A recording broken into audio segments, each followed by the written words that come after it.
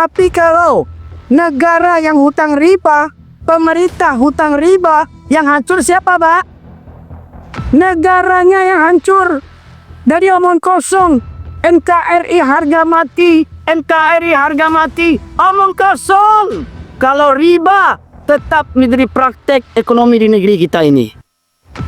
Mohon maaf pemerintah, jangan marah. Saya tidak mengkritik, saya tidak mencerca, saya menyampaikan firman Allah. Saya punya Tuhan, saya punya Allah, perintahkan tinggalkan riba, kata Tuhan saya. Kalau kalian tak bertuhan, silahkan buat riba terus.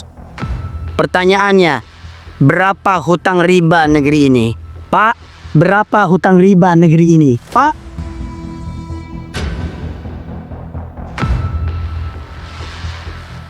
Amma ba'du ma'asyiral muslimin, Bapak Ibu sekalian, sidang jamaah Masjid Baitul Amal yang dirahmati oleh Allah. Syukur alhamdulillah kita aturkan kehadirat Allah Subhanahu wa taala di atas kelimpahan rahmat dan karunia yang masih Allah anugerahkan kepada kita sekalian hingga kita dapat melaksanakan kegiatan ini, majlis ilmu ini. Semoga dengan kehadiran kita sebagaimana Rasulullah sabdakan, man salaka tariqan yaltamisu bihi ilman sal tariqan ilal jannah. Barang siapa yang menempuh perjalanan untuk menuntut ilmu agama, maka Allah mudahkan baginya jalan menuju ke surga. Amin ya rabbal alamin. Salawat dan salam kita aturkan kepada junjungan kita Nabi besar Muhammad sallallahu alaihi wasallam, yang dengan diutusnya beliau menjadi rahmat bagi seluruh sekalian alam. Bapak sekalian yang dirahmati oleh Allah, pada kesempatan kali ini mengawali tema kajian kita seputar keutamaan Isra dan Mi'raj, atau mengambil itibar pelajaran daripada Isra dan Mi'raj. Maka kami nukilkan surat yang memang sering saya sampaikan karena selama ini banyak kaum muslimin yang terlena, yang terlalaikan daripada merenungkan ayat-ayat Allah Subhanahu wa taala. Di awal majlis ini saya sampaikan pertama firman Allah surat surat Al-Furqan, surat yang ke-25 ayat ke-30, di mana Allah berfirman, A'udzu billahi minasyaitonir rajim, wa qala rasul ya rabbi inna qami ittakhadhu hadzal qur'ana mahjura. Dan berkatalah Rasul, wahai Rabbku, wahai Tuhanku, sesungguhnya kaumku menjadikan Al-Quran ini sesuatu yang diabaikan. 1400 tahun yang lalu ketika Rasulullah masih ada, ketika beliau masih memimpin kejayaan umat manusia, dengan adanya Islam, beliau menyampaikan keluh kesahnya, gundah gulananya tentang kondisi umat yang akan ditinggalkannya. Apa yang dikhawatirkan beliau? Umatku mendirikan Al-Quran ini sesuatu yang diabaikan. Banyak kaum muslimin yang mengabaikan Al-Quran. Di antara bentuk pengabaian kaum muslimin terhadap Al-Quran, yang pertama, ternyata masih banyak kaum muslimin yang tidak pandai baca Al-Quran. Atau banyak yang gengsi belajar. Umur saya sudah 30, 40, 60 belajar Quran, yang malulah sama anak kecil. Ya. Jadi hingga akhirnya demi gengsi tidak mau belajar. Ya, akhirnya apa? Akan mempengaruhi keburukan-keburukan yang lainnya. Yang pertama tadi, ada kaum muslimin yang tak pandai baca Quran, tak mau belajar baca Quran, tak mau peduli dengan Al-Quran. Yang kedua, ada yang pandai baca Al-Quran, tapi malas membacanya. Yang ketiga, ada yang rajin membacanya, tapi tidak tahu artinya. Kita tahu maksud sekalian, Al-Quran itu sebagai pedoman hidup. Al-Quran sebagai petunjuk. Al-Quran sumber segala hukum. Namun jangan lupa Al-Quran itu berbahasa Arab. Kalau kita bukan orang Arab, tentu kita nggak ngerti apa artinya Al-Quran yang termaktub dalam Al-Quran. Nah, kalau kita nggak ngerti artinya, gimana Al-Quran mau jadi pelajaran bagi kita? Maka wajib bagi kita, ya, setidaknya membaca terjemahan dari lafaz-lafaz Al-Quran. Itu yang keempat. Yang kelima, ada yang tahu artinya, tapi tidak mau mentadaburi, tidak mau merenungkan maknanya. Tahu arti dengan merenungkan berbeda, Bapak Ibu sekalian. Kalau tahu arti hanya sekedar tahu arti bahasa. Tapi kalau merenungkan betul-betul difahamkan, betul-betul dimengerti, ya, seluk-beluknya seperti tafsirnya dan segala macamnya. Ya, mengerti dia. Kemudian yang berikutnya, ada yang mengerti Al-Quran tapi tak mengamalkan isinya. Nah, diantaranya Bapak Ibu sekalian, di antara akibat daripada mengabaikan Al-Quran, Allah tegaskan dalam surat Al-A'raf ayat 179. Ini ayat yang sering saya sampaikan karena kekhawatiran saya kepada kondisi umat Islam hari ini, banyak yang mengabaikan Al-Quran. Akibat kaum muslimin mengabaikan Al-Quran, maka Allah tegaskan dalam surat Al-A'raf ayat 179. A'udzubillahi minasyaitonirrajim. Walaqad zara'na li jahannama katsiran minal jinni wal ins. Lahum qulubun la yafqahuna biha. Walahum a'yunun la yubsiruna biha. Walahum adhanun la yasma'una biha. Ulaika kal an'am bal hum adall. Ulaika humul ghafilun. Dan sungguh akan kami penuhkan neraka jahanam banyak dari kalangan jin dan manusia. Mereka yang memiliki hati, tetapi tidak digunakan untuk merenungkan ayat-ayat Allah. Mereka memiliki mata, tidak digunakan untuk melihat tanda-tanda kebesaran Allah. Dan mereka memiliki telinga, tidak digunakan untuk mendengarkan ayat-ayat Allah. Ulaika kal an'am, kata Allah. Mereka seperti binatang ternak, balhum adall. Bahkan mereka lebih sesat dan lebih hina daripada binatang ternak, Bapak Ibu sekalian. Jadi ada orang yang tidak peduli untuk mentadaburi Al-Quran ini. Tidak ada rasa rindu, tidak ada rasa takut, tidak ada rasa tunduk dan patuh kepada Allah ketika membaca Al-Quran. Akan perintah dan larangan. Perintah Allah malah ditinggalkan, larangan Allah malah dikerjakan. Ini orang yang punya hati, tetapi tidak ada rasa takut akan murka Allah. Punya hati, tetapi tidak ada rasa cinta yang benar-benar cinta dan rindu kepada Allah Subhanahu wa Ta'ala. Kemudian yang berikutnya, orang yang punya mata, tetapi tidak mengambil pelajaran dari apa yang dilihatnya. Termasuk, Bapak Ibu sekalian, berkaitan tentang musibah bencana yang terjadi akhir-akhir ini, di silih bergantinya musibah bencana terjadi. Itu disebabkan karena apa? Disebabkan tiadanya iman dan takwa, karena berasal dari mengabaikan Al-Quran, hingga akhirnya tiadanya iman dan takwa dalam kolbunya orang-orang muslim. Lantas Bapak Ibu berikutnya menegaskan, walahum adzanun la yasma'una biha. Mereka punya telinga, tetapi tidak digunakan untuk mendengarkan ayat-ayat Allah. Suara azan berkumandang, tapi tidak menggerakkan jiwa raganya untuk menghentikan pekerjaan dunianya sesaat untuk tunduk patuh menghadiri undangan Allah Subhanahu wa Ta'ala. Dia punya telinga, rumah dekat dengan masjid, berkumandang azan, ada jadwal pengajian, tetapi mereka malas mendatangi majelis-majelis pengajian, tidak mau mendengar. Atau ada yang sudah mendengar, tetapi tidak ada perubahan. Masuk telinga kanan, kalau keluar telinga kiri masih mending juga, ada numpang lewat. Ini masuk telinga kanan, keluar lagi dari tak kanan. Nggak ada perubahan. Ya.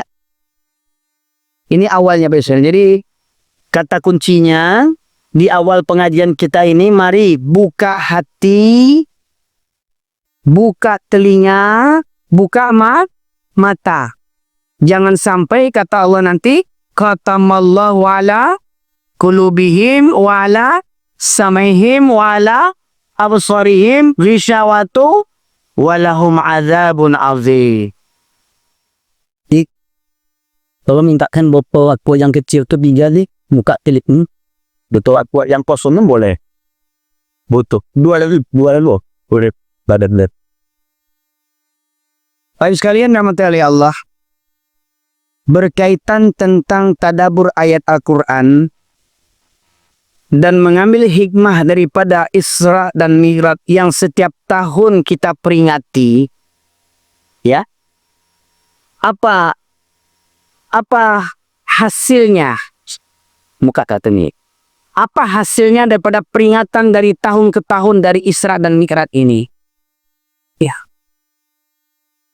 Bahkan sampai hari ini ada orang yang ditegur oleh Allah Subhanahu wa taala, mereka orang yang sholat, tapi kata Allah, fawailul lil musallin alladzina hum an salatihim sahun alladzina hum yuraun.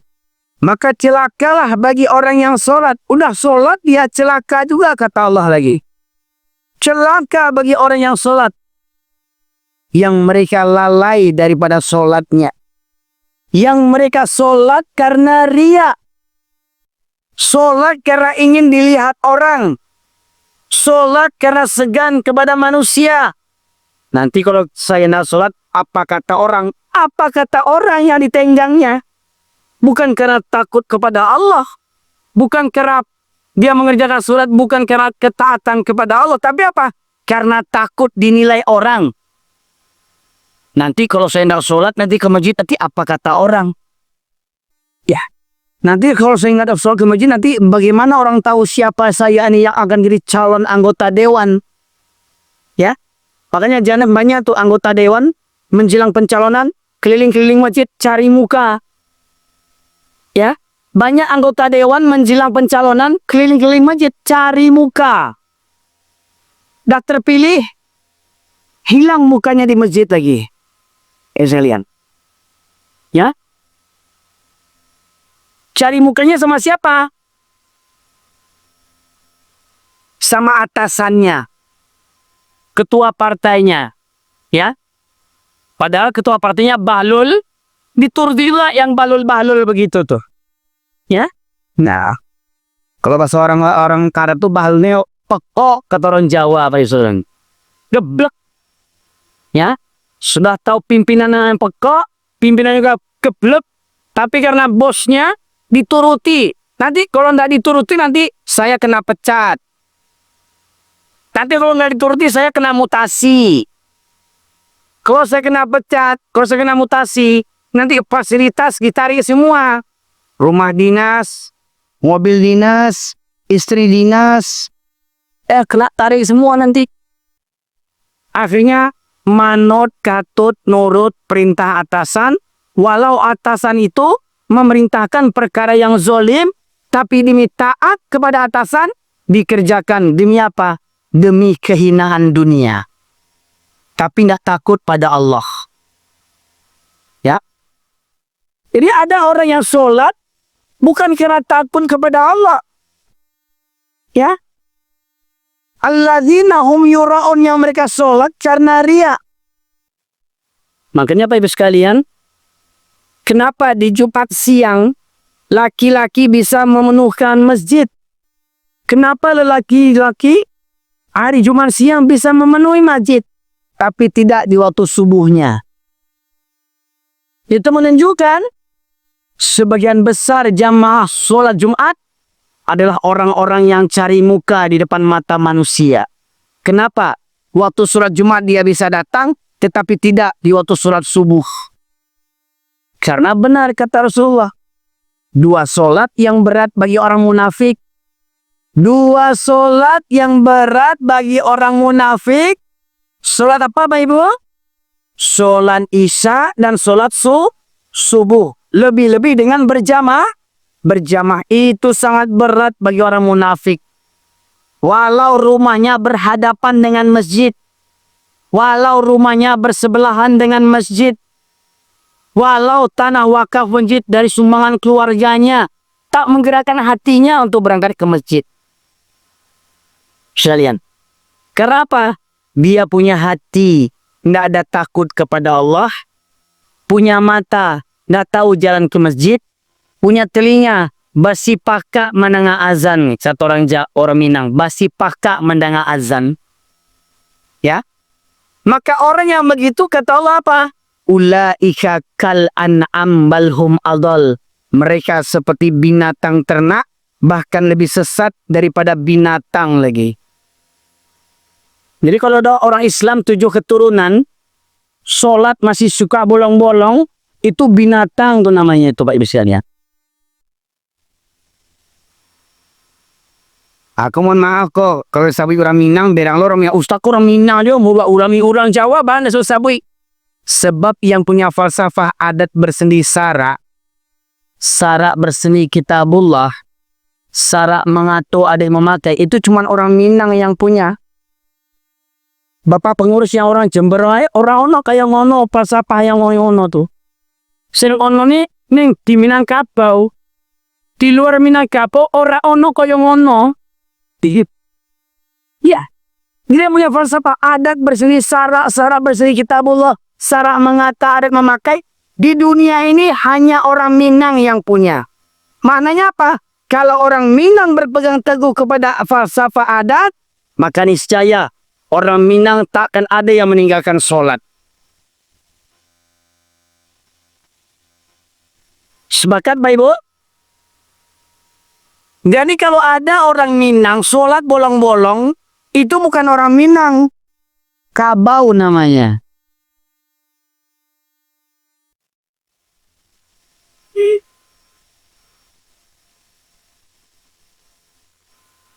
Bahkan mereka lebih bangga menampilkan adatnya dibandingkan syariatnya. Ingat, falsafahnya. Sara mangato, andai memakai. Apa kata sara, itu yang jadi adat. Kan begitu? Aku tabalik. Sara mangato, adai nan bapakai. Apa contohnya? Berapa banyak pengantin laki, pengantin perempuan waktu pesta pernikahan tinggal sholatnya. Betul nak? Kau disuruh ya nak daro, marapulai sholat lai. Ba'a ka sholat gencu ko, ba'a make up ko, ba'a calak ko, ba'a suntiang ko, ba'a siapa menyuruh kau bagencu? Siapa menyuruh kau basuntiang? Menyuruh kau basuntiang itu sara atau adat? Tuh coba. Yang menyuruh basuntiang, make up, lahado alis mato yang asli, dicukur, buat alis mato yang palsu. Bantu kuntilana. Waktu Suzana main film Sundal Bolong dulu. Sudah ada alis mata asli. Nggak bersyukur, dicukur habis, dibuat macam Deddy Corbuzier. Wow. Karena itu tinggal sholat. Binatang nama itu. Kok ada pengantin laki, pengantin perempuan karena pesta pernikahan tinggal sholat pengantin bina?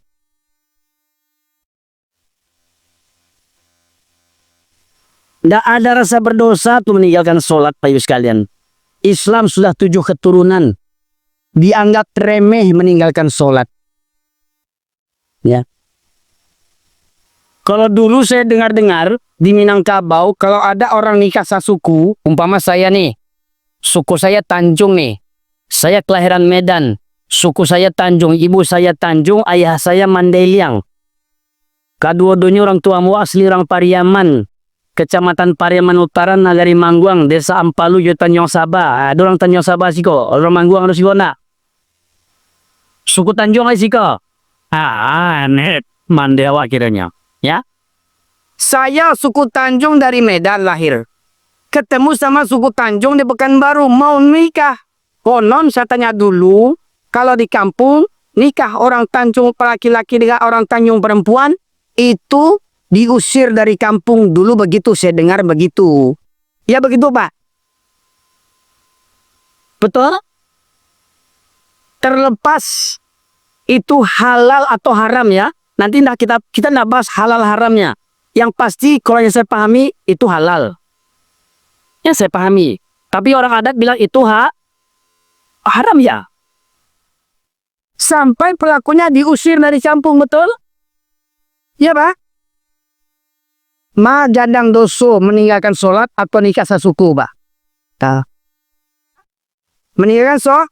Semestinya yang meninggalkan sholat tuh diusir dari kampung. Kau ada mama orang tinggal sholat usir dari kampung mama cilako tuh. Kau ada datu amaringgi tinggal sholat. Kalau perkara adat di mukonya, tapi kalau sholat hilang batang hidungnya. Usia datuk cilako tu. Kau ada orang Sumando Minantu, ya, lah jadi Minantu orang tinggal sholat di rumah Umin Tuo. Usia Minantu cilako tu. Minantu bin namanya itu.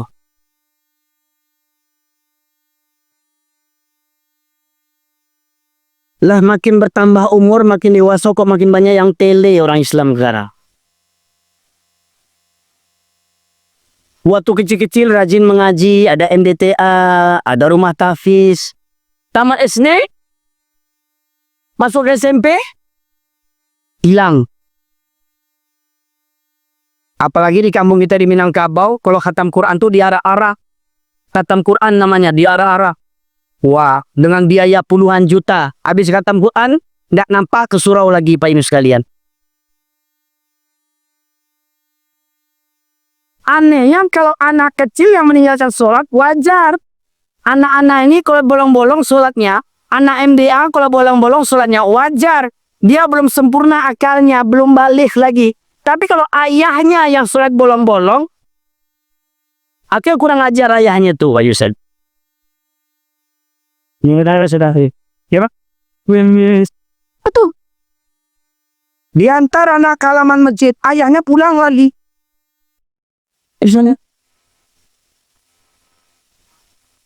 Nah, itu gambaran hari ini. Bahkan hasil survei Pak, ada sebuah lembaga survei, ya, setelah disurvei ternyata dari sekian persen umat Islam yang mengerjakan sholat, itu hanya sekitar 30% yang benar-benar mengerjakan sholat. 70% lebih banyak yang tak benar sholatnya. Banyak yang tak sholat.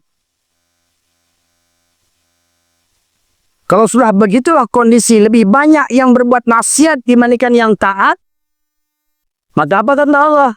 Walau anna alal qura amanu wattaqau la fatahna alaihim barakatin minas samai wal ard walakin kadzabu fa'akhadnahum bima kanu yaksibun.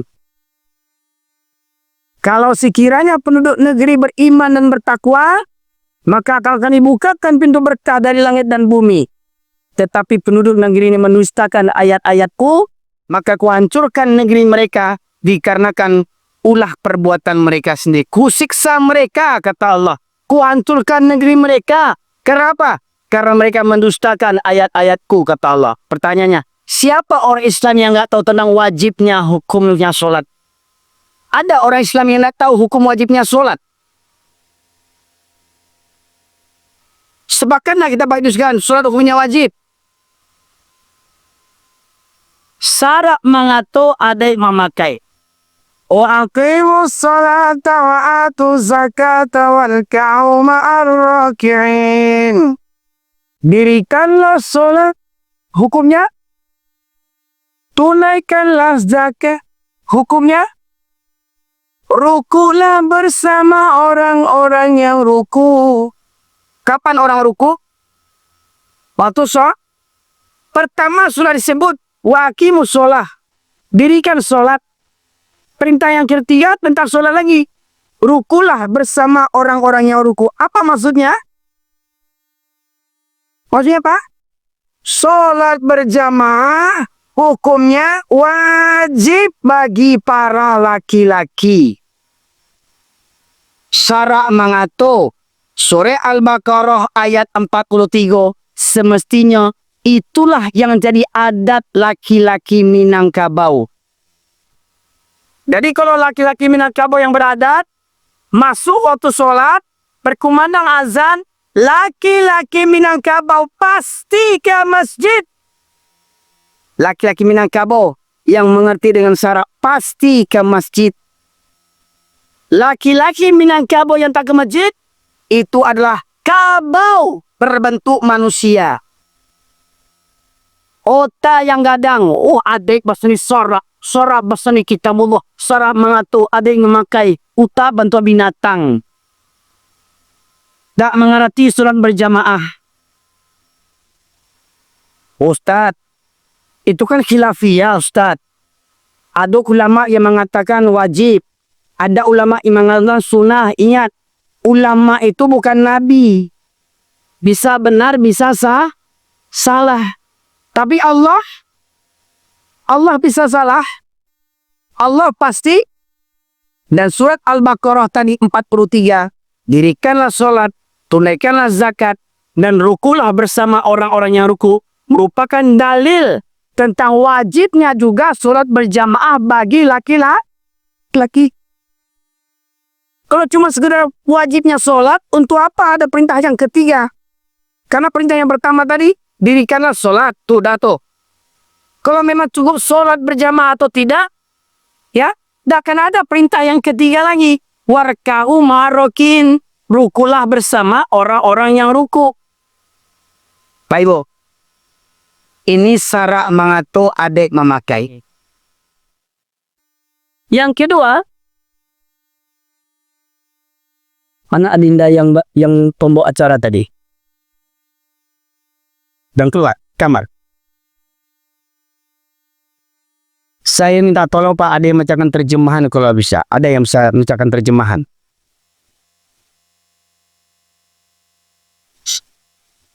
Baik. Ada Quran terjemahan enggak? Kalau bukakan surat An-Nisa, surat yang keempat ayat 102.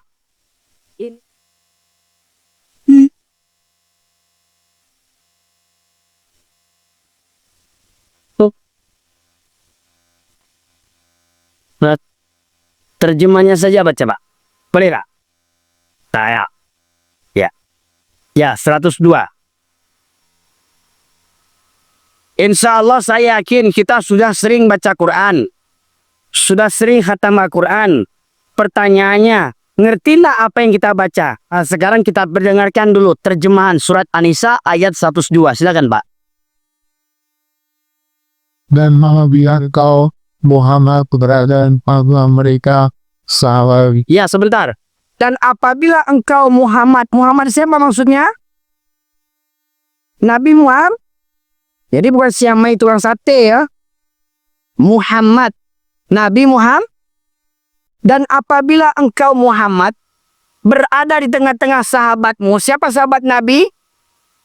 Kaum Muhajirin dan kaum Ansor. Lanjut Pak. Lalu kita melaksanakan sholat bersama-sama mereka. Lalu engkau hendak melaksanakan sholat bersama mereka. Berarti sholat apa? Sholat dengan cara apa? Berjamaah. Siapa itu? Nabi dan sahabat. Lanjut Mak. Maka adalah sebagian dari mereka di sholat korsa beserta muli dan Mungkinnya visianlah melihat. Dan sholat berjamaah dengan menyandang senjata. Itu sholat dalam kondisi apa Pak? Dalam kondisi perang. Tetap Allah perintahkan sholat berjamaah. Kalau memang sholat berjamaah hukumnya tak wajib, maka tentu Allah berikan keringanan kepada Nabi Muhammad SAW yang dijamin masuk surga. Dan para sahabat as-sabiqun al-awwalun minal muhajirin wal ansor yang juga mereka sahabat yang dijamin masuk surga, sudah dijamin masuk surga, tetapi sholat berjamaah tidak mendapatkan keringanan walau dalam kondisi perang sekalipun. Pak Ibu, sholat di medan perang apa taruhannya? nyawa taruhannya. Bisa jadi musuh menunggu kita waktu sholat. Karena mereka tahu, oh ini orang Islam, mereka pasti sholat berjamaah nih. Kita tunggu mereka sholat, kemudian kita serang mereka. Tapi ingat, Allah itu maha bijaksana. Allah itu maha mengetahui. Allah pintahkan kepada Nabi Muhammad SAW dan para sahabat, atau Allah pintahkan kepada laki-laki kaum muslimin untuk tetap mengerjakan sholat berjamaah di medan perang, tetapi Allah memberikan tuntunan keringanan-keringanan tata cara bagaimana cara sholat berjamaah dalam kondisi perang. Tidak sama dengan kondisi aman kita sholat. Lanjut Pak. Ubiana obya beta yang seorang peseplako sulit telah berbenah satu tak. Maka adalah mereka pindah dari belakangku untuk kepada usul. Ya, tunggu Pak. Ini umpama imam. Ini makmum sof yang pertama. Ini makmum sof yang kedua. Ini sholat di medan perang Pak. Nggak bawa karpet yang tebal ini. Nggak pakai kipas, nggak pakai AC. Di medan perang boleh jadi di tengah hutan. Di lereng gunung, tepian sungai, tepian pantai. Tanpa bawa karpet dengan pakaian yang mereka pakai dalam berperang. Namanya orang berperang Pak. Kadang tiarap. Betul nggak? Atau bahkan ada kena percikan darah. Betul nggak? Tetapi tetap Allah wajibkan sholat berjamaah. Ini ada orang, mohon maaf, ketika disuruh sholat, mas, sholat. Oh sebentar Pak, baju ambo kumuah. Baju ambo kumuah. Alasannya, baju kumuah itu tidak menghalangi untuk sholat. Baju kumuah itu tidak membatalkan sholat. Kenapa? Dia bukan bernajis. Kecuali kalau ke sungai balik alea di baju itu. Tidak pakai, nggak bisa dipakai sholat tuh. Balik alea ke sungai, mohon maaf Pak, dek laki-laki ini banyak kebiasaan sholatnya berdiri. Kayak kencing yang berdiri, mohon maaf Pak. Sunnah Nabi mengajarkan kepada kita laki-laki sekalipun, sebaik-baik kondisi buang air itu dengan kondisi jongkok Pak. Kalau kita berdiri Pak, mohon maaf, bisa jadi percikan pertama itu memercik berserakan menempel ke celana kita. Atau kita tembakkan ke bawah, memantul air itu terpercik berbalik kepada celana kita. Atau setelah selesai kencing misalkan, kita mau masukkan itu barang, ya masih menetes ke celana kita. Maka disunahkan Pak kepada laki-laki sekalipun, dianjurkan, disunahkan membuang air kecil itu dalam kondisi jongkok Pak. Bukan hanya untuk perempuan itu Pak. Bahkan dengan kondisi jongkok, dengan kencing dengan kondisi jongkok, dari segi biologis itu lebih sehat dibandingkan kencing berdiri Pak. Ya. Jadi maknanya apa? Di medan perang Rasulullah dan para sahabat bajunya berdebu, bajunya mungkin kena lumpur, bahkan kena percikan darah, tetapi tetap baju itu dipakai untuk sholat. Bahkan mereka sholatnya berjamaah. Apabila apabila mereka yang sholat besertamu sujud menyempurnakan satu rakaat, hendaklah mereka pindah ke belakang menghadapi musuh. Contoh ini imam tadi. Imam sholatnya pertama, imam sholatnya kedua. Ketika imam ruku, Allahu Akbar. Makmum ini ruku, Allahu Akbar. Makmumnya ini tetap berdiri siap siaga sembari menyandang senjata Pak. Ini Allah yang mengatur kondisi sholat darurat di medan perang. Sami Allahu liman hamidah, Rabbana lakal hamd. Tetap siap siaga. Imam sujud, Allahu Akbar, Allahu Akbar. Ini tetap siap siaga dalam kondisi sholat ini. Imam bagi gerakan yang kedua, Allahu Akbar, Allahu Akbar. Makmum yang tadi mengikuti imam, apa kata Allah tadi? Mundur ke belakang untuk menghadapi musuh. Lanjut Pak. Dan darah datang gerak yang lain yang belum sholat lalu mereka solatkan. Nah, ini yang golongan lain tuh, yang tadi siap siaga yang dulu ikut satu rakaat, maju ke depan, menyempurnakan satu rakaat. Allahu Akbar. Ruku. Imam berdiri siap siaga, Pak. Imam berdiri siap siaga, menunggu makmum ini menyempurnakan satu rakaat. Dalam kondisi perang, Pak. Sholat berjamaah dalam kondisi perang. Sami Allahu liman hamidah. Imam siap siaga, makmum siap siaga. Allahu Akbar, sujud. Bangkit ke rakaat yang kedua. Allahu Akbar. Baru imam memulai rakaat yang kedua. Dalam kondisi perang, Pak. Nabi yang dijamin masuk surga dengan para sahabat yang pertama kali masuk Islam tak dapat keringanan sholat berjamaah, meninggalkan sholat berjamaah walau dalam kondisi perang. Pertanyaannya, siapa kita dibandingkan Nabi dan para sahabat? Siapa tuanku ko? Tuanku berjanggui ko? Tuanku salih ko?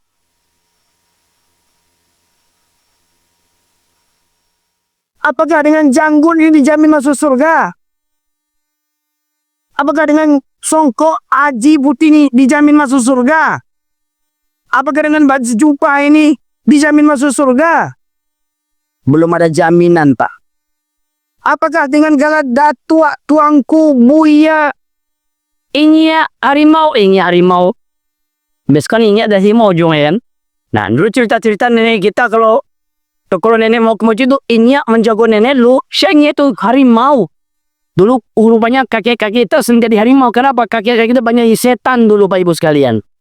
Pakai ilmu setan, ilmu laduni, bisa tabang jatuh hai.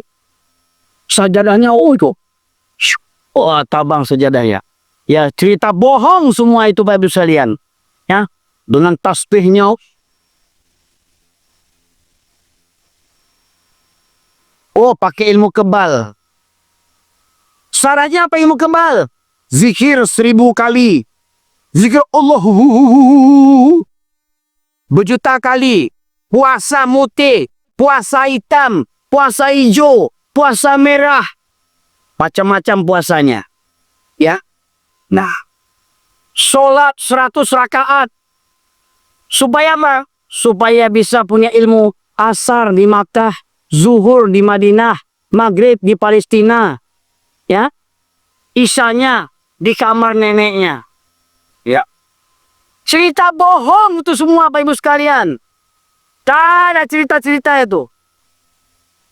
Kalau memang ada ilmu kebal dengan amalan-amalan ibadah, tentu Nabi Muhammad lebih dulu kebal.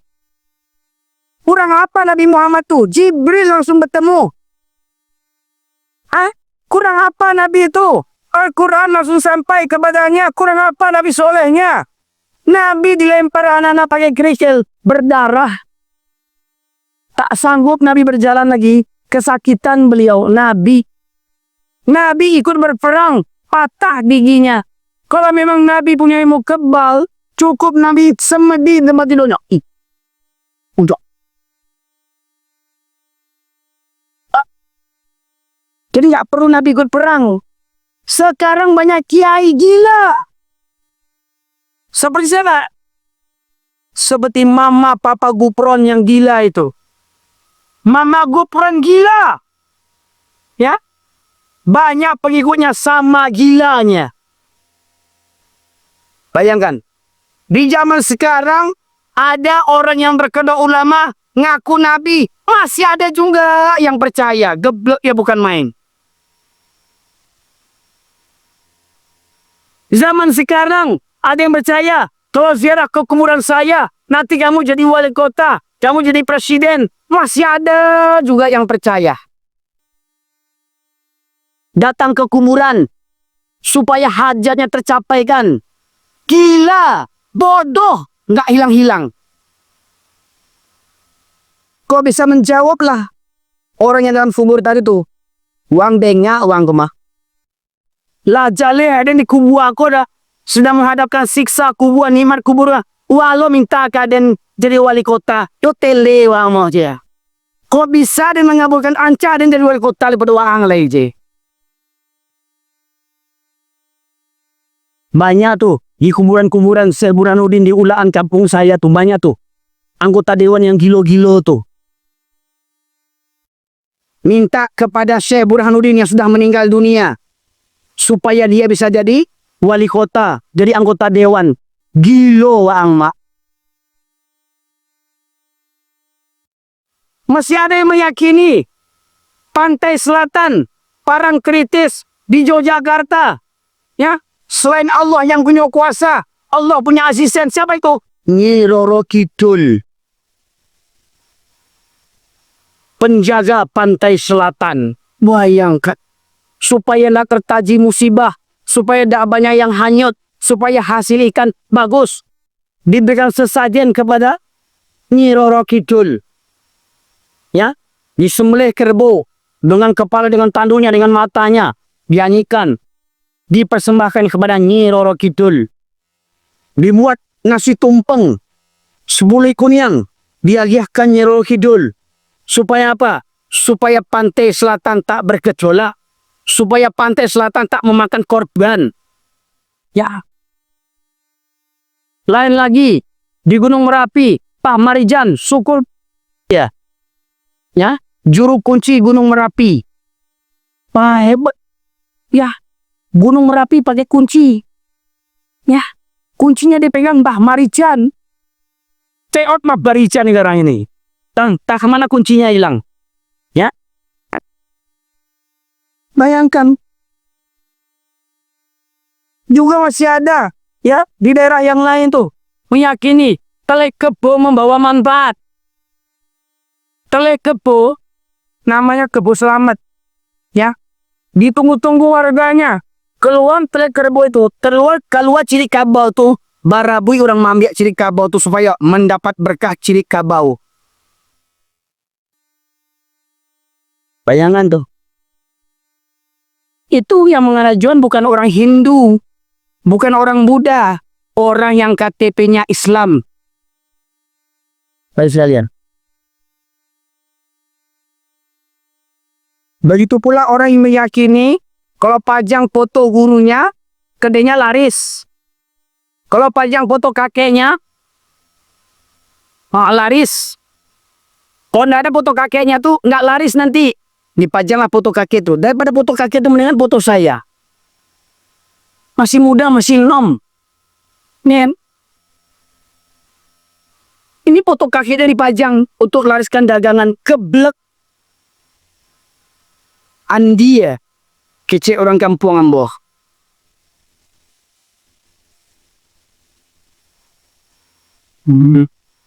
Karena apa? Karena tidak memahami Al-Quran tadi, Pak Ustaz. Sebagai lampu. Ini Pak. Sholat berjamaah. Lanjut.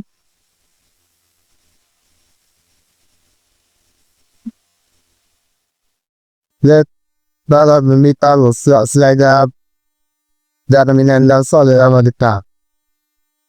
Kalau tahu lihat dari silau dan dalam lalu ilangnya kalau segus dan tidak menakar urutan siapa jika kamu tidak sesuatu soal karena hujan atau karena nomsak. Nah, di situ dijelaskan, tidak mengapa kamu meletakkan senjata-senjatamu ketika kamu menghadapi kesusahan karena hujan atau karena sakit. Mananya apa? Tidak mengapa para lelaki meninggalkan sholat berjamaah.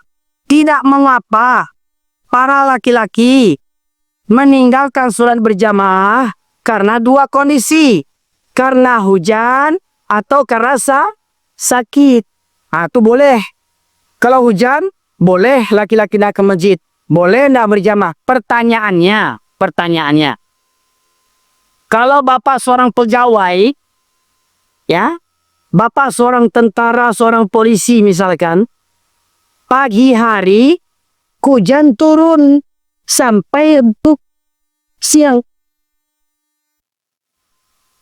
Di jam kerja hujan turun. Pertanyaannya, bapak-bapak berangkat kerja enggak? Hujan. Gimana? Pakai mantel sama naik motor. Atau keluarkan Pajero Kredito. Ya. Pajero Rimba Kredito. Ya. Keluarkan Fortuner Kredito. Ya. Bangga nih mobil kredit. Sama pemiliknya dengan berzina dengan ibu kandungnya sendiri tuh. Yang punya Fortuner pakai kredit. Yang pakai kredit ya. Yang lunas paten. Ya. Yang beli cash bagus. Yang kredit sama dengan berzina dengan orang tua sendiri, Pak Ibu sekalian. Waktu jam kerja hujan turun. Pertanyaannya, Bapak berangkat nggak ke kantor? Berangkat. Kenapa ke masjid nggak bisa berangkat? Mana dekat kantor dengan masjid? Lebih dekat masjid. Alasan hujan. Nggak berangkat ke masjid, tetapi ke kantor bisa berangkat. Kok bisa begitu? Pertama. Yang kedua, karena sakit. Tanya pula dulu apa sakitnya. Kenapa nggak ke masjid, Pak? Sakit panau, Ustaz. Sakit panau nggak ke masjid ya? Aduh. Sakit panau nggak ke masjid itu nggak masuk hitungan. Ya. Entah kalau Bapak sakit, batunya TBC. Tuh, daripada imamnya kena TBC pula, mendingan Bapak nggak usah ke masjid. Ya, membahayakan orang, kok mati-mati sendiri aja, nggak usah ngajak-ngajak orang. Gitu umpamanya gitu. Ya. Alasan nggak ke masjid karena sakit. Pada sakitnya kenapa? Memang nggak ke masjid. Ngantuk, Ustaz. Kenapa? Tahajud bukan main game. Tengah malam tahajud main game. Bapak-bapak slot. Nggak ada jadi bapak main judi juga lagi. Nggak tahu diuntung nih.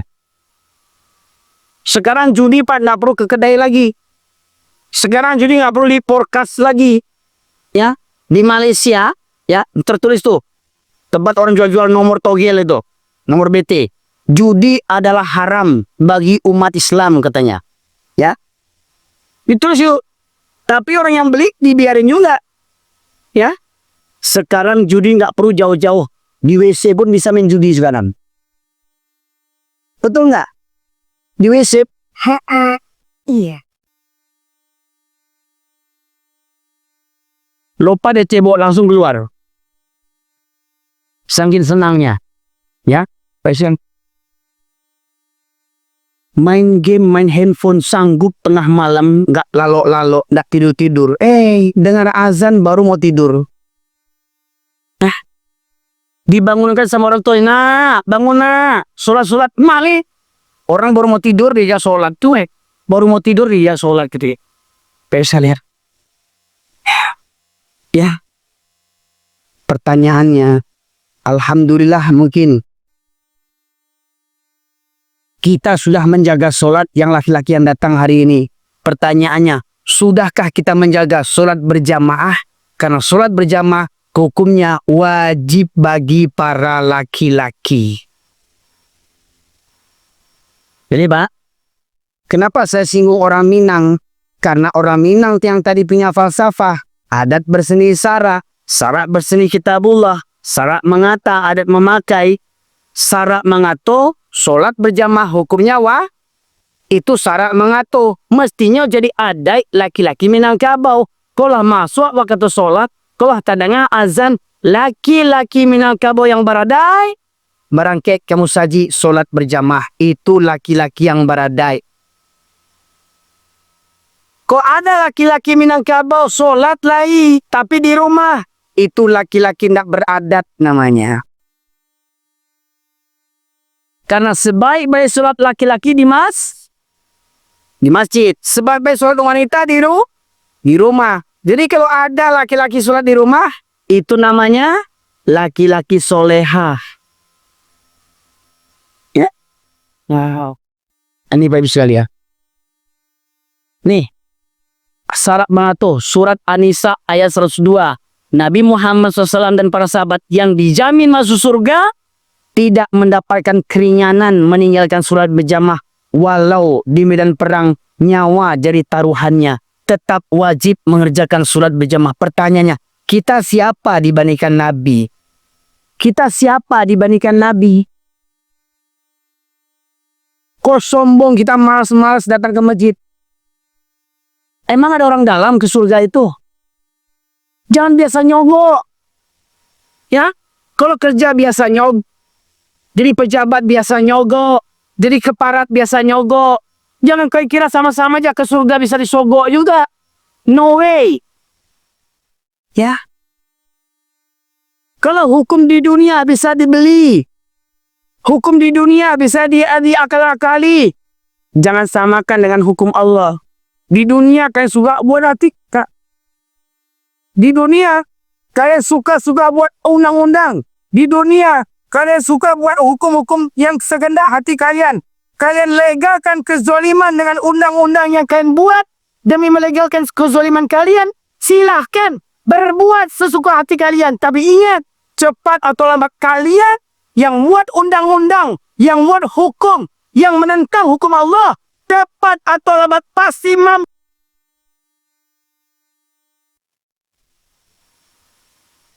atas nama undang-undang.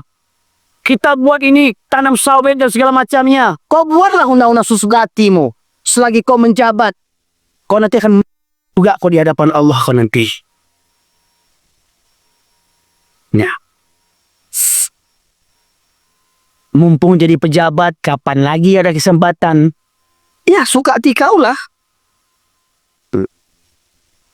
Seakan-akan Allah tuh tidur.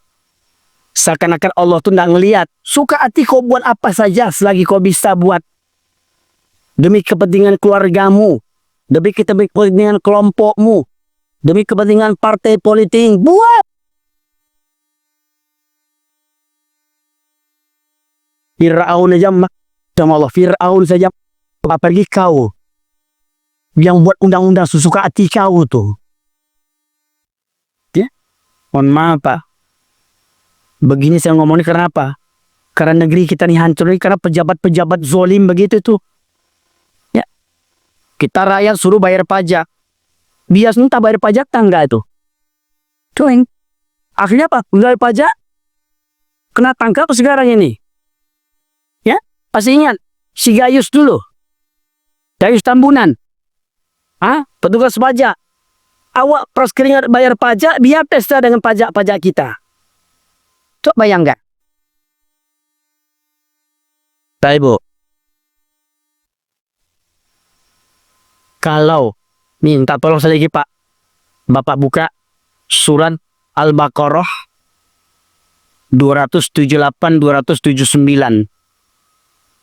Orang yang sholatnya benar, maka Allah jelaskan, inna sholata tanha anil fahsya'i wal munkar. Sholat yang benar itu akan mencegah pelakunya dari perbuatan keji dan mungkar. Ya. Kalau Allah perintahkan A, malah nggak dikerjakan. Allah larang B, malah dilakukan. Itu namanya ingkar. Ya. Kita mau bahas 278-279. Ya.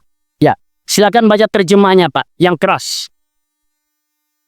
Wahai orang-orang yang beriman, bertakwalah kepada Allah dan tinggalkan sisa lirat. Nah, ayat ini Pak, hanya untuk orang yang beriman. Yang tak beriman, terus buat riba. Beli mobil, pakai kredit riba. Beli motor, kredit riba. Beli rumah, kredit riba. Kerja di bank riba, silakan. Ayat ini hanya untuk yang beriman. Yang tak beriman, tidak usah dengar ayat ini. Santuang taroy. Ya, lanjut Pak. Dan sisa ibadat dibuat jika kamu orang beriman. Ini bilangnya Pak. Lanjut, ayat berikutnya.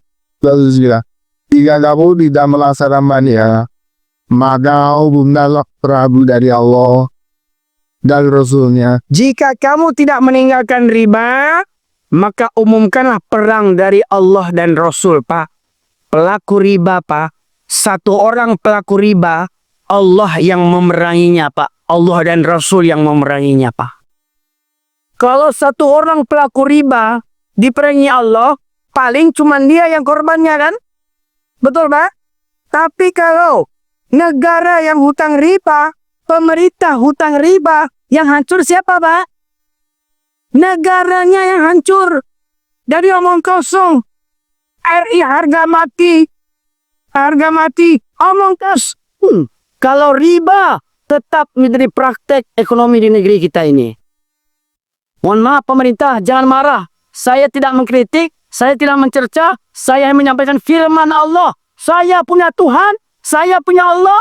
Perintahkan, tinggalkan riba. Kata Tuhan saya. Kalau kalian tak bertuhan, silakan buat riba terus. Pertanyaannya, berapa hutang riba negeri ini? Pak, berapa hutang riba negeri ini? Pak, berapa hutang riba negeri ini? Pak?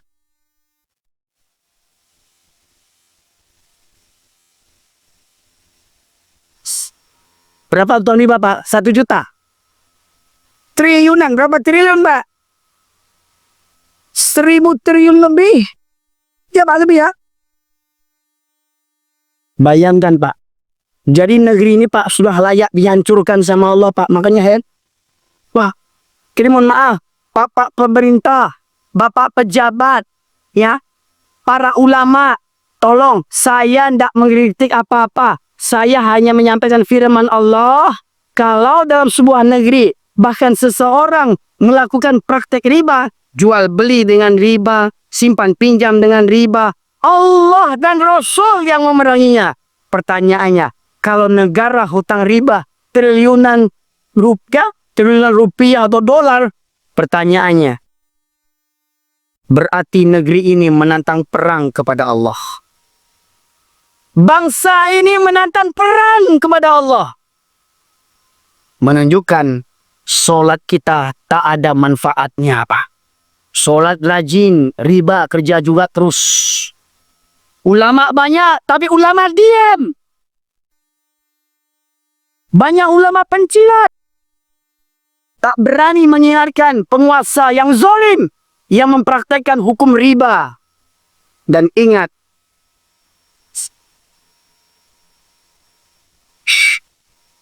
NKRI pasti mati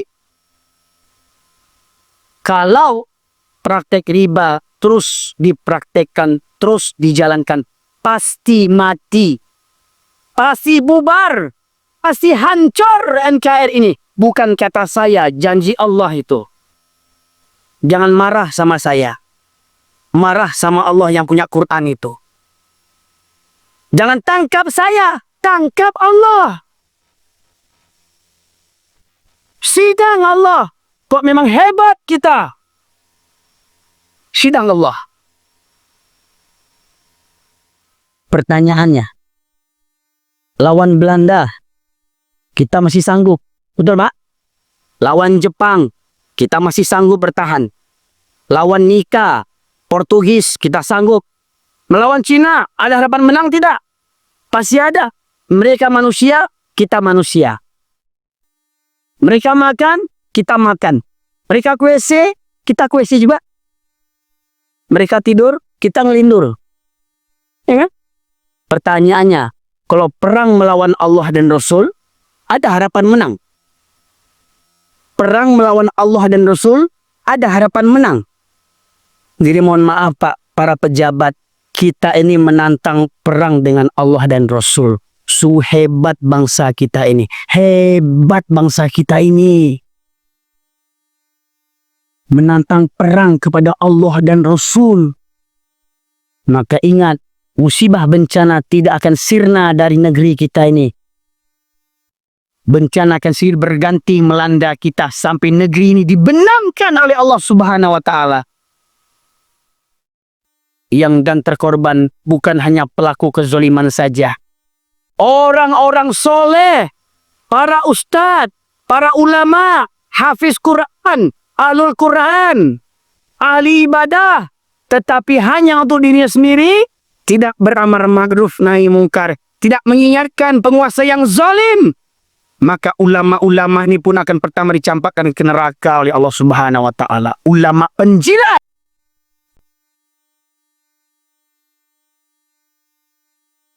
Kita menantang perang kepada Allah. Jadi tunggu saja lah Pak. Pertanyaannya, apakah kita hanya diam dan pasrah menunggu dimusnahkan oleh Allah? Apa kata Allah? Sesungguhnya Allah tidak merubah suatu kaum kalau kaum itu tidak akan merubah dirinya sendiri. Kita tidak akan hancur. Kita tidak akan dibinasakan kalau kita mau berubah. Kalau kita mau mau bertobat. Pertanyaannya, mau berubah tidak? Pertanyaannya, mau bertobat tidak? Habiskan praktek riba. Bisa enggak kira-kira? Oh, macam-macam alasan orang. Mana bisa. Tunggulah ajal kau lagi. Tunggulah kau sudah ini lagi. Ya? Kenapa saya bekau-kau, Pak? Karena orang yang sudah keras hatinya, Pak, itu susah dipahamkan. Buka apa? Surat Al-Baqarah ayat 74, Pak. Surat Al-Baqarah ayat 74. Jadi mohon maaf, kalau ada yang bilang ceramah saya keras, Ustadz Erwin keras, yang keras itu cuma suara saya, Pak. Hati saya ini selimut sutra. Nggak percaya, tanya sama istri saya tuh. Tanya sama istri saya. Betul kan, sayang? Ini istri yang kedua nih, Pak. Ya, kedua karena mengganti, bukan bertambah. Dek yang pertama lah meninggal, ambo ganti yang baru, yang kedua kok. Bertambah alun talok leh. Entah kok abdul namuah. Ya, siapa yang nolak, ya? Kanan dek.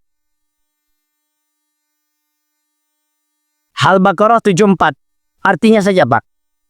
Kemudian setelah itu hatimu menjadi keras. Baik dulu. Kemudian setelah itu hatimu menjadi keras. Sudah begini pengajian. Sudah begini pengajian, Pak. Udah ceramah kayak begini. Sampai batuk-batuk saya. Belum sempat minum teh telur pinangnya. Udah kayak gini, dah.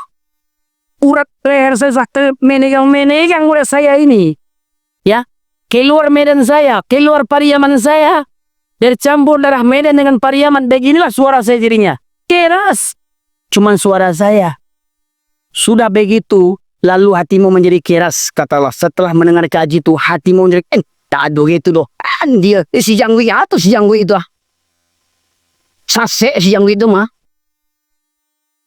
Apa kata Allah, Pak? Benernya, Pak? Sehingga seperti batu. Kemudian setelah itu hatimu yang jadi keras hingga seperti batu, bahkan lebih keras daripada batu lagi. Jadi orang wah begini pengajian, Pak.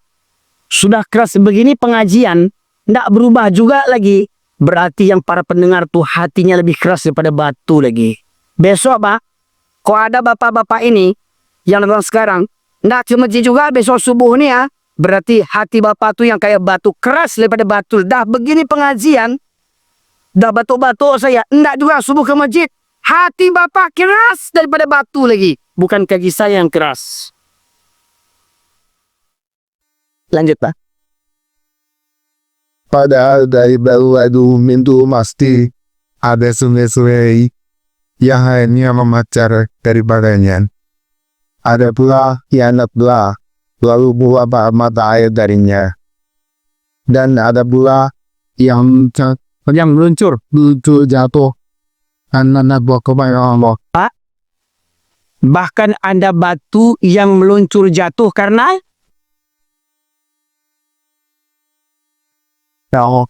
takut kepada Allah. Ternyata, Pak, batu yang kita sangka benda mati, kan menurut ilmu kita batu kan benda mati kan? Iya, Pak. Pelajar ke sekolah dulu kan, kayu benda mati, batu benda mati, betul kan? Ternyata batu yang benda mati meluncur jatuh dari gunung. Kenapa? Karena takut kepada Allah. Batu aja masih takut sama Allah, Pak. Batu aja takut sama Allah. Ini ada manusia. Coba, kok nggak percaya? Ambil batu segenggam tangan ini, antuan kepala kita. Mana yang keras batu dengan kepala kita? Mana kira-kira, Pak? Ambil batu ngusak segini tangan ini. Segini aja batunya. Coba tokokkan ke kepala kita. Mana keras batu dengan kepala kita? Batu kan? Tetapi ada orangnya otaknya lebih keras daripada batu lagi.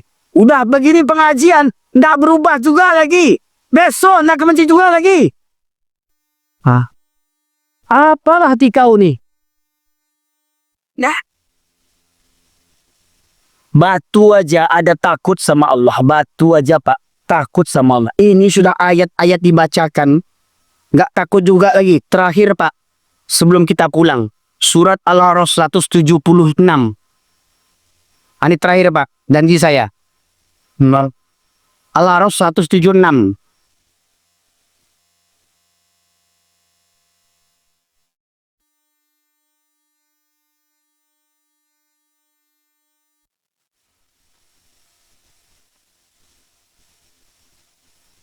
Jadi memang sengaja saya Pak suruh ada jamaah yang membacakan terjemahan supaya nanti Bapak jangan salah paham. Ustaz tadi itu kareh gajinya.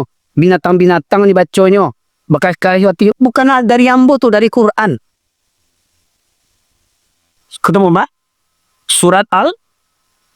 Surat Al-A'raf ayat 176. Silakan Pak. Dan sekiranya kami mendagi niscaya kami tinggikan derajatnya dengan ayat-ayat ini. Tetapi dia sedang pada dunia dan mimpi di telinganya. Ya bina. Sebentar Pak. Apa kata Allah? Kalau kami menghendaki, kami tinggikan derajat mereka dengan ayat-ayat ini. Inilah Pak, yang meninggikan derajat kita. Allah tinggikan derajat kita. Allah muliakan kita. Bukan kita dikasih pangkat. Bukan kita dikasih harta. Bukan kita dikasih kekayaan. Bukan kita dikasih ketampanan, kecantikan. Bukan itu mulianya kita. Tetapi dengan apa? Dengan memahami Al-Quran dan mengamalkannya. Disinilah letak kemuliaan kita. Namun, banyak manusia mengabaikan Al-Quran. Mereka cenderung kepada dunia. Dan merupakan hawa nafsunya rendah. Tidak mau ikut Al-Quran. Tidak mau ikut aturan Al-Quran. Buat aturan sendiri. Buat undang-undang sendiri. Yang bertentangan dengan Al-Quran. Kenapa? Merasa lebih adil. Merasa lebih bijaksana. Oh, hukum Allah kejam. Masa berzina dirajam? Masa pencuri dipotong tangan? Hukum Allah melanggar hak asasi manusia. Manusia kurang itu namanya Pak sekalian. Kita ngaku Quran sumber hukum, Quran pedoman hidup, Quran petunjuk. Tetapi kita pakai Quran cuma yang enak-enaknya saja. Lanjut Pak. Mana merupakannya babat jadi. Coba, kok Bapak suaranya agak lemes kayak. Belum mulai minta telur Pak. Coba lebih semangat. Bapak ulang lagi bacanya Pak. Ya, dari reform. Iya. Coba ulang lagi Pak dari awal Pak. Maka umpamanya seperti angin. Dan sekiranya kami hendaki, niscaya kami dikabarkannya dengan hayat-hayat itu. Tetapi dia diturun pada dunia dan inti keinginannya yang rendah. Maka perumpamaannya seperti ini. Perumpamannya seperti? Mari jamaah bersama-sama kita lanjutkan firman Allah kalau ingin dapat pahala. Perumpamanya seperti siapa mereka? Yang tidak mengikuti aturan Al-Quran. Allah katakan riba haram. Dia malah praktekkan riba. Allah perintahkan sholat berjamaah. Allah perintahkan sholat berjamaah. Tapi dia tidak berjamaah. Besok subuh lihat. Subuh besok lihat. Siapa yang ke masjid berarti? Ya. Besok subuh lihat. Yang tak ke masjid berarti? Ya. Tidak isu. Keras kajian ini Pak. Keras pengajian ini. Dari mana kerasnya? Salah Al-Quran. Mana lebih keras Al-Quran daripada hati kita? Mana keras Quran dengan hati kita? Lebih keras hati kita. Dah begini banyak ayat tak dipakai juga lagi. Contohnya, Zalikal kitabu la raiba fihi hudal lil muttaqin. Coba. Begitu. Maka Perumpamaan Rasul. Ya memang enak, enak. Kurang lagi, Pak. Angka perumpamannya. Ya, memang enak baca ayat itu, Pak. Ya. maka umpama aja sama dia nih. Jika kamu halnya dijulurkan lidahnya, dan jika kamu membiarkannya, ia menundukkan lidahnya. Nah, Pak, perangai anjing tuh, Pak, diusir dengan enggak menjuru juga lidahnya. Anjing. Perangai anjing tuh dikasih nasihat dengan enggak sama aja. Anjing tuh enggak berubah-ubah juga. Anjing tuh dikasih nasihat enggak berubah juga dia. Anjing itu diceramai baca Quran dengan enggak akan berubah anjing itu sebab dia anjing. Ya. Jadi kalau ada orang dengan ceramah begini keras kata orang enggak berubah juga lagi, lebih parah daripada anjing lagi dia itu. Ya. Jadi anjing tuh kalau besok enggak berubah juga lagi, memang anjing lah tuh. Subuh besok nggak ke masjid juga lagi. Subuh besok laki-laki nih nggak ke masjid juga lagi. Atuh, itu nasabah anjing tuh. Kece sih. Cuman orang kuamu ditandun. Kita andonya kuamu. Oh, kono usah anjing gue deh. Awalnya panjangnya. Kajinya anjing tuh kajinya deh. Ustad anjing gue mah aja. Iya Pak, ambo di kampung dapat penghargaan mo. Kampung ambo di Pariaman, ambo orang Pariaman, gue baga orang Pariaman gue mah. Dapat penghargaan ambo di orang kampung ambo tuh. Ditanya orang, siang gue baju habis wa. Ustaz Erin, oh Ustaz anjing tuh ya deh. Mariamo, santai aja kali. Biar seluruh manusia mempanjang ambo, biarlah. Asal jangan Allah yang mempanjang. Aguno jadi pejabat dipanjang di Allah. Aguno orang kayu dipanjang di Allah yang mempanjang. Aguno Pak. Manusia menyanyian Jawa. Pak R. Tapi di mata uang anjing kecil Allah. Aguno le. Biarlah orang sekampung mempanjang mau biarlah. Santai Jawa le. Asalkan jangan Allah yang mempanjang Pak. Betul Pak? Lanjut Pak. Demikianlah umpama orang-orang yang pustaka hayatan. Masa cerita bisa kisah itu akan mereka berdiam. Nah, ceritakan kisah-kisah itu ada perintah kata dari Allah. Ceritakan kisah itu wajib menceritakan kisah orang yang seperti anjing ini Pak. Agar mereka jadi ayat ini hanya untuk orang yang punya pikiran. Hanya untuk orang yang punya otak. Yang tidak punya otak, lu sedang nggak kaji kok. Kok kaji tinggi-tinggi kok, hanya untuk yang punya otak aja yang paham kok. Yang tidak punya otak, berang seorang aja lah. Yang tidak punya otak, banci seorang aja lah. Yang tidak punya otak, muak seorang aja lah. Banyak-banyak pakai makan padang, makan otak. Ya. Jadi ayat ini hanya untuk orang-orang yang punya akal biar berpikir. Ya, yang nggak berpikir merang-merang itu kurang aja sharing kok di mana gampang di mana ya Pak. Ya. Nah, Pak Ibu sekalian. Nah, demikian para jamaah sekalian.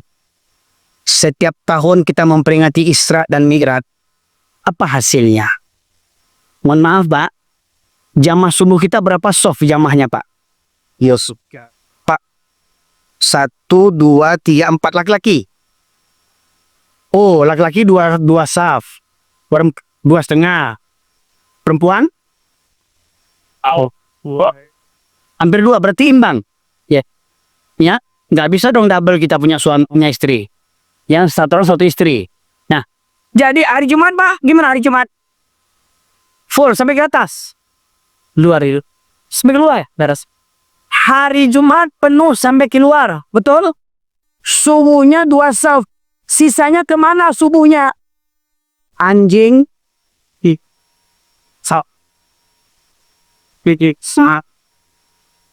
Halangan. Oh, datang bulan. Bayangkan, Jumat siang penuh. Semua masjid saya yakin penuh kan? Masjid Dakwah besar kita.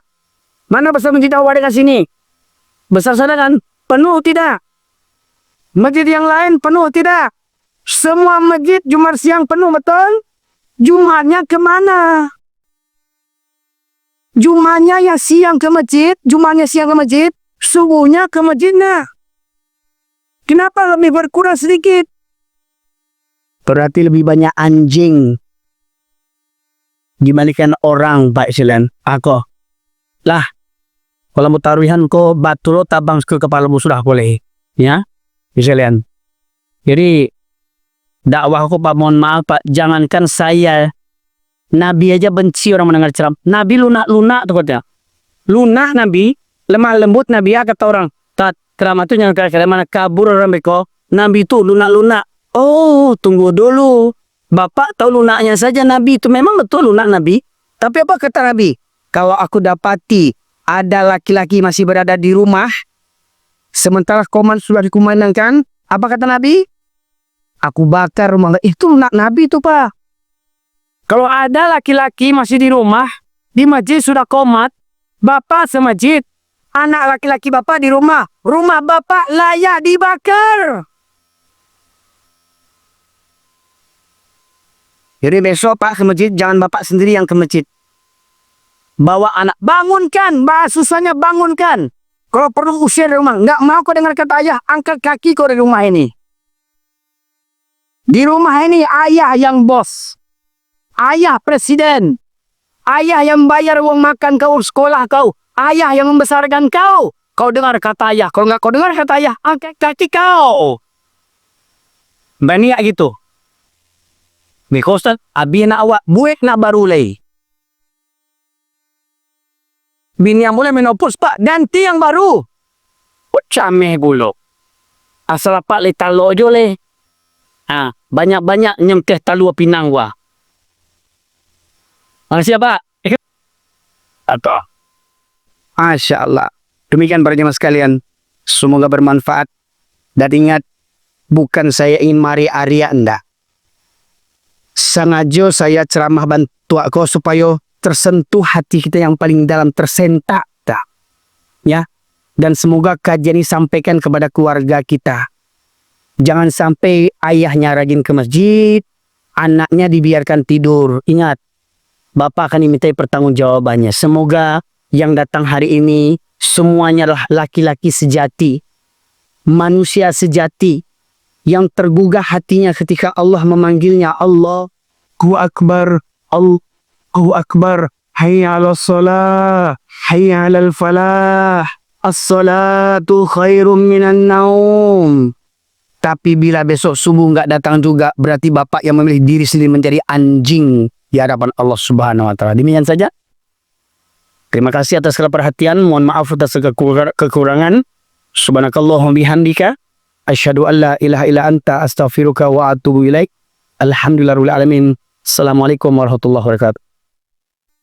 Baik para jemaah sekalian, untuk mengakhiri majelis kita ini, marilah dengan keberadaan kita bersama-sama dengan berjamaah kita berdoa. Semoga lebih cepat Allah mengabulkan doa kita. Karena banyak di antara kita yang meminta menghinakan diri kepada Allah Subhanahu wa Ta'ala. Semoga kalaupun tidak semua doa kita dikabulkan, setidaknya 1-2 di antara kita dikabulkan Allah Subhanahu wa Ta'ala. Marilah kita tundukkan kepala, kita tengadahkan tangan kita, kita hadirkan hati kita, dan bayangkanlah seakan-akan Allah berada di hadapan kita. Allahumma inna nas'aluka bi rahmatika ya Allah. Allahumma salli wa sallim ala nabiyyina Muhammad wa ala alihi wa sahbihi ajmain. Rabbana ighfir lana, Rabbana zalamna anfusana wa illam taghfir lana wa tarhamna lanakunanna minal khasirin.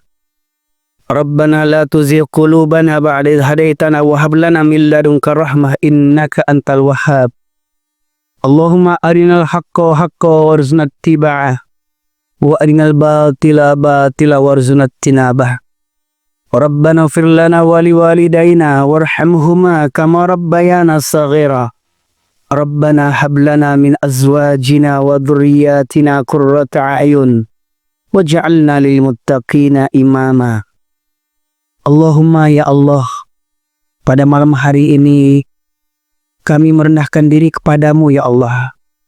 Iyyaka na'budu wa iyyaka nasta'in.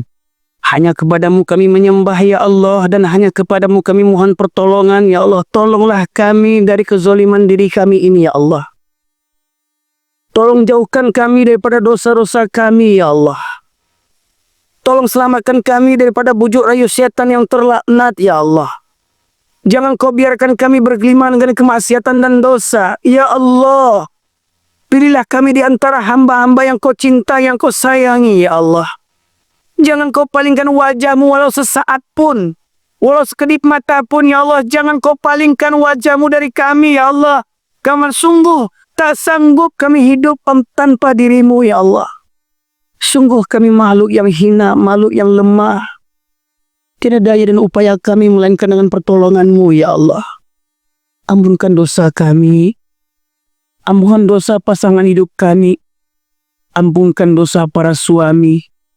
Ampunkan dosa para istri. Ampunkan dosa orang tua. Ampunkan dosa anak-anak kami ya Allah. Ampunkan dosa pemimpin-pemimpin kami. Ampunkan dosa ulama-ulama kami, guru-guru kami ya Allah.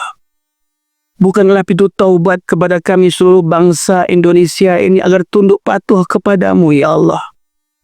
Jangan kau biarkan kami zalim, jangan kau biarkan kami ingkar ya Allah. Sayangi kami ya Allah, ampuni kami ya Allah. Ya Allah, ya Rahman, ya Rahim. Jangan kau cabut nikmat-Mu dari kami ya Allah. Jangan kau biarkan kami terpuruk, tergelimang dengan maksiat dan dosa sampai akhir hayat kami. Ya Allah, ya Rahman, ya Rahim. Jadikanlah kami pribadi yang soleh dan solehah. Pribadi yang muttaqin dan mukminin. Pribadi yang melahirkan generasi yang soleh dan solehah. Ya Allah, angkatlah musibah dari negeri kami ini ya Allah. Berikanlah perubahan yang baik bagi negeri kami ini. Anugerahkanlah kepada kami pemimpin yang beriman dan bertakwa ya Allah. Anugerahkanlah kepada kami pejabat-pejabat yang mengatur negeri ini merupakan orang-orang yang beriman dan bertakwa, yang takut hanya kepadamu ya Allah.